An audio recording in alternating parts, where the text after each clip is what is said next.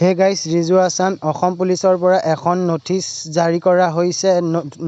এইটো আপোনালোকে দেখিছে, অসম পুলিচৰ নথিচ জাৰি কৰা হৈছে। অসম পুলিচৰ যিসকলে 200টা পোষ্টৰ কাৰণে যিসকলে এপ্লাই কৰিছিল, তাৰ কাৰণে আজি 29/1/2024 তাৰিখে এডমিট কাৰ্ডৰ 5টা বজাত আপোনালোকে ডাউনলোড কৰিব পাৰিব। 7/1/2024 আপোনালোকৰ যিসকলে এপ্লাই কৰিছিল সেইসকলৰ কাৰণে এখন এডমিট কাৰ্ড সকলো ল'ৰা ছোৱালীৰ কাৰণে আহি গ'ল। যিসকলে এডমিট কাৰ্ড ডাউনলোড কৰিম বুলি ভাবিছে, তেনেহ'লে আজি 5টা বজাত আপোনালোকে নিজৰ মোবাইলত বা হওক কম্পিউটাৰত হওক আপোনালোকে এই এডমিট কাৰ্ড ডাউনলোড কৰিব পাৰিব।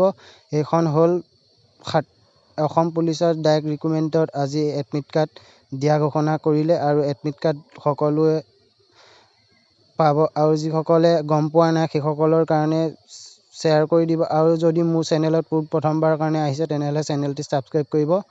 আৰু 5/2/2024 তাৰিখৰ পৰা আপোনালোকৰ ফেব্ৰুৱাৰী ইণ্টাৰভিউ লোৱা হ'ব।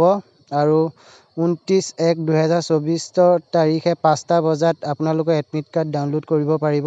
আৰু যদি ভিডিঅ'টো আপোনালোকে গম পোৱা নাই, তেনেহ'লে ভিডিঅ'টো চাওক আৰু সকলোলৈ শ্বেয়াৰ কৰি দিব। আৰু আপোনালোকৰ 7/1/2024 তাৰিখত আৰু চাব ইনস্পেক্টৰৰ কাৰণে যিসকলে এপ্লাই কৰিছে 2টা পোষ্টৰ কাৰণে সকলোবোৰ নথিচ দিয়া হৈ গৈছে। আৰু আপোনালোকৰ যদি কিবা ভেজাল বা ভুল হৈ আছে, তেনে এই নম্বৰত আপোনালোকে কল কৰক। কল কৰিলে আপোনালোকে এতিয়াও শুদ্ধনি কৰিব পৰা যাব আৰু আপোনালোকৰ এইখন নথিচৰ ওপৰত আপোনালোকৰ ইণ্টাৰভিউ পতা হ'ব। আৰু যদি মোৰ চেনেলৰ প্ৰথমবাৰৰ কাৰণে আহিছে, তেনেহ'লে চেনেলটি ছাবস্ক্ৰাইব কৰিব আৰু লগতে থকা বেল আইকনটো প্ৰেছ কৰি ৰাখিব আৰু মই দিয়া ভিডিঅ'বোৰ সকলো দিনাখন আপডেট পাই থাকিব। আৰু যিসকলে পোৱা নাই সকলোলৈ শ্বেয়াৰ কৰি দিয়ক। আজি এডমিট কাৰ্ড আহি গ'ল।